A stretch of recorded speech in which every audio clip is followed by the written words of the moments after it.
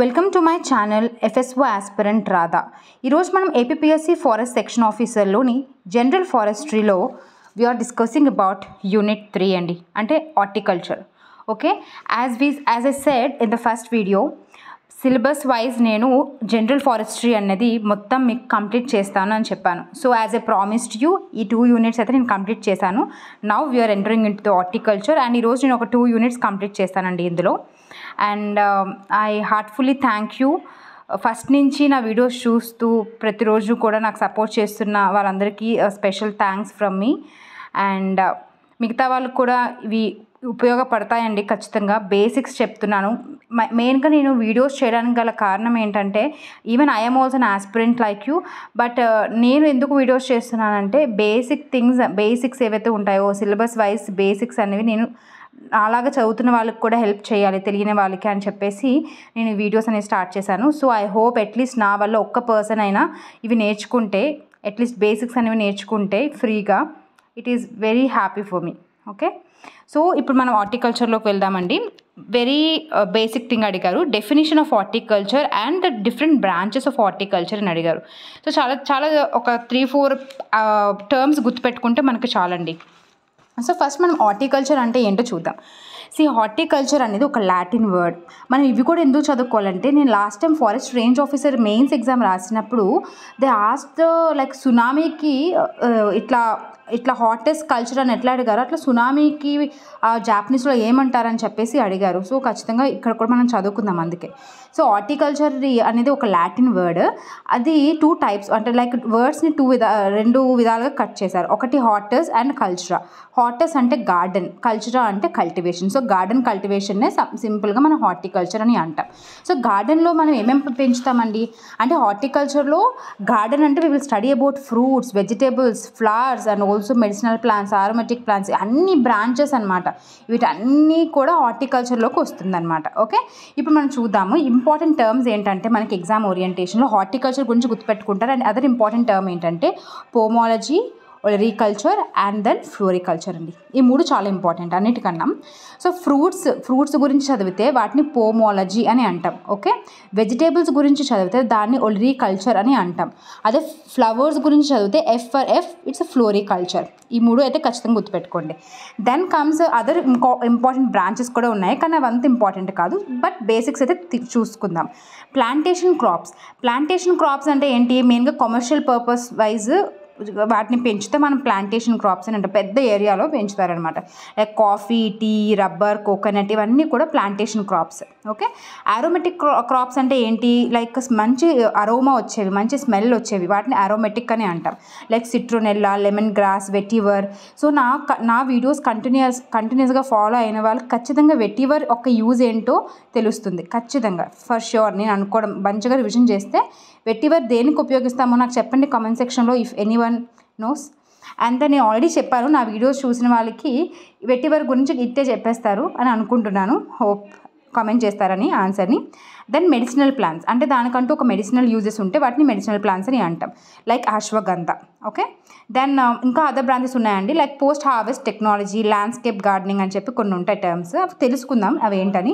Post harvest technology అంటే ఏంటంటే, నువ్వు హార్టికల్చర్ క్రాప్స్ గురించి మాట్లాడుతున్నాం కదా, అంటే హార్వెస్ట్ చేసినాక, ఇప్పుడు ఫర్ ఎగ్జాంపుల్ టొమాటో అనేది వేసామండి మొత్తం క్రాప్ ఫీల్డ్లో. సో టొమాటో మనం హార్వెస్ట్ చేశాక, అంటే వాటిని మనము కట్ చేశాక నువ్వు తర్వాత ప్రాసెస్ ఏం చేసినావు, లైక్ నువ్వు ఆ టొమాటోని మంచిగా గ్రేడింగ్ చేసి, క్లీనింగ్ చేసి, టొమాటో కచప్ చేయడానికి ప్రాసెసింగ్ పంపిస్తావా, లేకపోతే డైరెక్ట్గా మార్కెట్ పంపిస్తావా, ఈ టెక్నాలజీ అంతా ఏదైతే ఉంటుందో దాన్ని పోస్ట్ హార్వెస్ట్ టెక్నాలజీ అని అంటాం. అదో పని ల్యాండ్స్కేప్ గార్డెనింగ్ అంటే ఏంటంటే, మంచిగా గార్డెన్స్ మంచి ఈస్థెటిక్గా కనిపిస్తాయి కదా, అవన్నీ కూడా చూడడానికి కనువింపుగా కనులకి చాలా మంచిగా కనిపిస్తాయి కదా, అలాంటి వాటిని కూడా ల్యాండ్స్కేపింగ్ అని అంటాం. సో ఇదండి మనం హార్టికల్చర్లో first unit and different important branches అనమాట. ఈ మాత్రం గుర్తుపెట్టుకుంటే ఐ హోప్ మనం ఈజీ క్వశ్చన్స్ అనేవి ఈజీగా సాల్వ్ చేయగలం. Next the asked very broad topic అండి. సెకండ్ టాపిక్ గురించి I searched in the Google and కొంత ఇంపార్టెంట్ ఇన్ఫర్మేషన్ అయితే గెదర్ చేశాను. అండ్ మీకు ఇంకేమైనా అందులో మిస్టేక్స్ కనిపించినా లేదంటే ఇంకా ఇంపార్టెంట్ పాయింట్ ఏదైనా ఉంది నేను మిస్ చేశానన్నా నాకు కమెంట్ సెక్షన్లో చెప్పండి. సో ఏంటంటే ఆ topic importance of horticulture in terms of economy, production, employment generation, environment protection, human resource development. చూడండి ఎంత జనరల్గా ఉంది టాపిక్ కదా, జనరలైజ్డ్గా ఉంది. So kind of questions they ask అనేది చూద్దాము. నేనైతే కొన్ని ఇంపార్టెంట్ ఖచ్చితంగా తెలుసుకోవాల్సినవి అయితే నేను ఇక్కడ మెన్షన్ చేశాను. సో ఎకానమీలో అడిగారు కాబట్టి ఫస్ట్ థింగ్ మనం తెలుసుకోవాల్సింది ఏంటంటే హార్టికల్చర్ ఏదైతే ఉంటుందో అగ్రికల్చర్ జీవీఏలో అంటే గ్రాస్ వాల్యూ యాడెడ్లో 33% అనేది హార్టికల్చర్ నుంచి వస్తుందండి. అండ్ ఇంకో ఇంపార్టెంట్ విషయం ఏంటంటే టోటల్ క్రాప్డ్ ఏరియా ఉంటే మనకి అందులో 15% ఆఫ్ క్రాప్డ్ ఏరియా అనేది హార్టికల్చరే. అండ్ మనం ప్రొడక్షన్ వైజ్ చూసుకుంటే ఫస్ట్ అండి మన ఇండియా అన్నది స్పైసెస్లో ఫస్ట్. అండ్ చాలా ఇంపార్టెంట్ ఫ్రూట్స్ అండ్ వెజిటేబుల్ ప్రొడక్షన్లో వీఆర్ ఇన్ సెకండ్ పొజిషన్. చాలా ఇంపార్టెంట్ ఇది, ఓకే, ఖచ్చితంగా గుర్తుపెట్టుకోండి. అండ్ అదర్ ఇంపార్టెంట్ థింగ్స్ కూడా ఉన్నాయి. లైక్ మన ఇండియా అనేది మ్యాంగో, బనానా, గోవా, పపాయ, సపోటా, పోమ్, లైమ్, ఆమ్లా వీటన్నిటిలో కూడా ఫస్ట్ ప్రొడక్షన్లో. ఓకే, ఇది చాలా ఇంపార్టెంట్ కూడా. అన్నీ గుర్తుపెట్టుకోవడం కష్టం, బట్ ప్రతిరోజు చూస్తే గుర్తుంటాయి. అండ్ నేను పీవైక్యూ అనాలిసిస్ కూడా చేస్తున్నాను కదా, దాంట్లో నేను ఆమ్లా గురించి ఒకటి చెప్పాను, ఏ విటమిన్ రిచ్ ఉంటుందని చెప్పాను. అండ్ విటమిన్ సి డెఫిషియన్సీ అయితే ఏమొస్తుందో కూడా నేను ఆ వీడియోలో నేను ఎక్స్ప్లెయిన్ చేశాను అనాలిసిస్ వీడియోస్లో. So please go and watch if in case తెలియకపోతే. ఓకే, నెక్స్ట్ ఇంకోటి ఏంటంటే ప్రొడక్షన్ అనేది ఇంకోటి చూద్దాము, నెంబర్ గుర్తుపెట్టుకోండి. టోటల్ ప్రెజెంట్ అయితే ఒక అంచనాగా 320.4 మిలియన్ టన్స్ ఆఫ్ ప్రొడక్షన్ అనేది జరుగుతుందండి హార్టికల్చర్ ద్వారా. అండ్ అది ఎంత అంటే జస్ట్ 25.6 మిలియన్ హెక్టార్స్ ఏరియానే. అదే మామూలుగా మన ఫుడ్ క్రాప్స్ అనుకోండి ఆల్మోస్ట్ 127 మిలియన్ హెక్టార్స్లో గ్రో చేస్తాం, కానీ ఇది just 25 or 26 million hectares area నుంచి almost 320.4 million tons of production అనేది జరుగుతుంది. అంతేకాకుండా ప్రొడక్టివిటీ అనేది 12 tons per hectare. Okay, so production and productivity అంటే ఏంటో మీకు తెలుసు అని అనుకుంటున్నాను. ఇఫ్ ఇన్ కేస్ మీకు తెలియకపోతే నాకు కమెంట్ సెక్షన్లో చెప్పండి, I will explain you. Okay, then employment నేను గూగుల్లో సెర్చ్ చేశానండి అండ్ అదర్ సోర్సెస్ కూడా చూసాను, బట్ నాకు ఎంప్లాయ్మెంట్ గురించి ఎగ్జాక్ట్ నెంబర్ అయితే తెలియలేదు. మామూలుగా అయితే అగ్రికల్చర్ అనేది ఎంప్లాయ్మెంట్లో 58% షేర్ అయితే ఉంటుంది, అది ఒకటి తెలుసు. సో మీకు ఎవరికైనా ఆన్సర్ దీనికి తెలిసిన అంటే పర్టికులర్గా హార్టికల్చర్ ఎంత పర్సంటేజ్ అనేది ఉందో మీకు తెలిస్తే నాకు కామెంట్ సెక్షన్లో చెప్పండి. ఓకే, నెక్స్ట్ ఇస్ ఎన్విరాన్మెంట్కి ఎట్లా ఉపయోగపడుతుందండి. సో హార్టికల్చర్ అంటే క్రాప్సే కదా, లైక్ కార్బన్ సీక్వెస్ట్రేషన్కి ఉపయోగపడుతుంది, సాయిల్ కన్జర్వేషన్కి ఉపయోగపడుతుంది, అవునా. డిఫరెంట్ కైండ్స్ ఆఫ్ యూజెస్ అది లైక్ ప్రొటెక్షన్ అనేది కూడా ఉంటుంది. అది ఆల్సో నెగిటివ్ థింగ్ కూడా ఉంది. లైక్ హార్టికల్చర్ ఇవన్నీ గ్రో చేయడానికి మన చెట్లు నరికేస్తే ఏమవుతుంది, అక్కడ డిఫారెస్టేషన్ ఆ మూలాన్ని కూడా ఉంటుంది. So both positives and negatives అనేవి మనకు ఉన్నాయి ఎన్వైరన్మెంట్ ప్రకారంగా. సో కార్బన్ సీక్వెస్ట్రేషన్ గురించి ఈ టర్మ్ చాలా ఇంపార్టెంట్. ఈవెన్ యూపీఎస్సీ లాంటి ఎగ్జామ్స్లో కూడా కార్బన్ సీక్వెస్ట్రేషన్ గురించి క్వశ్చన్స్ పడ్డాయి. సో ఈ కార్బన్ సీక్వెస్ట్రేషన్ గురించి నేను ఆల్రెడీ సీక్వెస్ట్రేషన్ అంటే ఏంటి అనేది లాస్ట్ వీడియోలో ఎక్స్ప్లెయిన్ చేశాను. సో ఖచ్చితంగా మీరు కూడా ఇఫ్ ఇన్ కేసు కొత్త అయితే చూడండి నా వీడియోస్, ఖచ్చితంగా మీకు యూజ్ ఉంటుంది. బేసిక్ టర్మ్స్ అండి, basic things which are very important for exam. అవన్నీ కూడా డిస్కస్ చేస్తున్నాను, ఖచ్చితంగా మీకు యూస్ఫుల్ ఉంటుంది. Okay, next one human resources గురించి అడిగారు కదా. జనరల్గా హ్యూమన్ రిసోర్సెస్ అంటే ఏమొస్తాయని చూసానండి, బట్ వాళ్ళు ఏం చెప్పారంటే లైక్ ఇన్స్టిట్యూషన్స్ ఇలాంటివన్నీ వస్తాయండి. సో మనం ఇంపార్టెంట్ ఇన్స్టిట్యూషన్స్ అనేవి చూసుకోవాలి. నేనైతే ఇక్కడ ఒక 4-5 అయితే మెన్షన్ చేశాను. ఇంకా మీకు ఏమైనా కావాలనుకుంటే you just go and search in the Google. Okay, present అయితే మనం మెయిన్గా ఇంపార్టెంట్గా తెలుసుకోవాల్సిన ఇంపార్టెంట్ బాడీ ఏంటంటే నేషనల్ హార్టికల్చర్ బోర్డ్. ఇది ఖచ్చితంగా బికాజ్ మొత్తం హార్టికల్చర్ అంతా రెగ్యులేట్ చేసేది ఈ బోర్డే అనమాట. ఇది గురుగ్రామ్ హర్యానాలో ఉంది. ఓకే, ఇంకొకటి సెంట్రల్ ఇన్స్టిట్యూట్ ఆఫ్ హార్టికల్చర్ నాగాలాండ్లో ఉందండి. అది Indian institute of horticulture research అయితే బెంగళూరులో ఉంది. ఇది కూడా హార్టికల్చర్, ఇది కూడా కాకపోతే ఇది సెంట్రల్ ఇన్స్టిట్యూట్, ఇది ఇండియన్ ఇన్స్టిట్యూట్ అని ఇచ్చారు. సో ఆ మాత్రం డిఫరెన్స్ అండ్ ఖచ్చితంగా గుర్తుపెట్టుకోవాలి. It's in Nagaland and Bengaluru. ఇంకోటి ఏంటి, హార్టికల్చర్ అనేది ఏ మినిస్ట్రీ కింద వస్తుంది, ministry of agriculture and farmers welfare కింద వస్తుంది. సో ఇంకో ఇంపార్టెంట్ అండి, ఇవి ఖచ్చితంగా అంటే నేను చెప్పేదే చాలా తక్కువ కదా మీకు కంటెంట్. సో అంటే కంటెంట్ అనేది మోస్ట్ ఇంపార్టెంట్ పాయింట్స్ నేను చెప్తున్నాను, ఇంకా వేరే సోదంతా చెప్పడం లేదు ఇక్కడ నేను. ఓకే, మనకి ఎగ్జామ్కి ఏమి అవసరం నేను అదే చెప్తున్నాను, టు ది పాయింట్. సో మనం చెప్పుకునేది తక్కువ కాబట్టి ఈ తక్కువ కూడా మీరు ఎక్కువసార్లు రివిజన్ చేసుకుంటే ఐఎమ్ డ్యామ్ షూర్ లైక్ 100% కాకపోయినా అట్లీస్ట్ 99% అనేది మనకి ఎగ్జామ్లో మంచి మార్క్స్ స్కోర్ చేసే అవకాశం ఉంటుంది. So vegetables and also total horticulture ప్రొడక్షన్లో అంటే వెజిటేబుల్స్, ఫ్రూట్స్, ఫ్లవర్స్ అన్నీ కలిపేసిన ఆ ప్రొడక్షన్ కానీ వెజిటేబుల్ ప్రొడక్షన్లో కానీ ఉత్తరప్రదేశ్ అనేది ఫస్ట్ ఉందండి. ఈవెన్ ఏరియాలో కానీ ఓకే వెజిటేబుల్ ఏరియాస్లో కానీ ప్రొడక్టివిటీలో కూడా యూపీ అనే ఎక్కువ ఉంది. అండ్ ఫ్రూట్స్ అనగానే మనకు గుర్తు రావాల్సింది ఆంధ్రప్రదేశ్. ఖచ్చితంగా ఇది గుర్తు పెట్టుకోవాల్సింది, మిగతా మర్చిపోయినా మాత్రం ఇవి మర్చిపోవద్దు. బికాజ్ మనం ఆంధ్రప్రదేశ్ గురించి కదా ఎగ్జామ్ రాస్తాం. సో ఫ్రూట్స్లో Andhra Pradesh is in first position. And అదే ఫ్లవర్ ప్రొడక్షన్లో అయితే తమిళనాడు. ఓకే, సో తమిళనాడు అనేది ఫ్లవర్ ప్రొడక్షన్. ఈ 3 స్టేట్స్ గుర్తుపెట్టుకోండి, UP, AP and Tamil Nadu. Okay, దాన్ని ఇంకా అదర్ ఇంపార్టెంట్ పాయింట్స్ నేను ఏం చేశానంటే, వాడు పర్టికులర్ అడగలేదు బట్ ఏపీ గురించి కూడా కొన్ని విషయాలు నేను ఇక్కడ రాశాను, మనకు ఉపయోగపడుతుందని. సో ఇందాక ఏం చెప్పాను, ఫుడ్ ప్రొడక్షన్లో ఏపీ అనేది ఫస్ట్ ఉందని చెప్పాను కదా. అండ్ టోటల్ ఓవరాల్ ప్రొడక్షన్లో అంటే హార్టికల్చర్ ప్రొడక్షన్లో ఏపీ ఈజ్ ఇన్ ఫిఫ్త్ అనమాట, fifth state in India.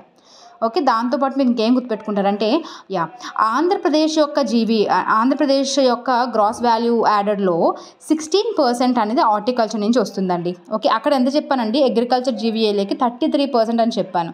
Okay, ఇంకో ఇంపార్టెంట్ పాయింట్ ఏంటంటే ఫ్రూట్ ప్రొడక్షన్లో మనం ఫస్ట్ అని చెప్పాం కదా.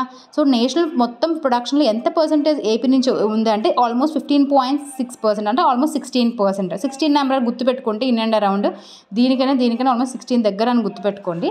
So I think it will serve the purpose. And ఇంకోటి హార్టికల్చర్ అనగానే మనకు గుర్తు రావాల్సింది రాయలసీమ. బికాస్ రాయలసీమలో ఆల్మోస్ట్ 45% ఆఫ్ హార్టికల్చర్ ప్రొడక్షన్ అంతా రాయలసీమ నుంచి వస్తుంది. సో మెయిన్ హబ్ ఏంటంటే రాయలసీమ. ఇంకా అదర్ ఇంపార్టెంట్ థింగ్స్ ఏంటంటే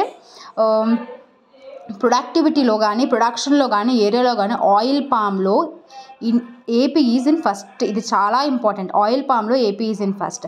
and chilli, tomato, cocoa, coconut, lime, papaya వీటన్నిటిలో ప్రొడక్టివిటీలో ఏపీనే ఉంది ఫస్ట్లో. ఓకే, అండ్ మ్యాంగో కానీ స్వీట్ ఆరెంజ్, టర్మరిక్, క్యాష్యూలో సెకండ్ ప్లేస్లో ఉంది. ఇవి ఎక్కువసార్లు చూస్తుంటే మనకి ఇవి గుర్తుంటాయి. ఓకే, అండ్ ఇంకా ఇవి కూడా మనం కొంచెం తెలుసుకోవాల్సిందేనండి. అంటే కొన్ని స్కీమ్స్ లైక్ మెయిన్గా important scheme mission for integrated development of horticulture. ఇది జనరల్గా ఇది యాక్చువల్గా అయితే నేషనల్ హార్టికల్చర్ మిషన్ అని 2005-06లో తీసుకొచ్చారు. ఇది 10th 5-year ప్లాన్ టైంలో తీసుకొచ్చారండి. ఇది 2014లో రీప్లేస్ చేస్తారనమాట with mission for integrated development of horticulture.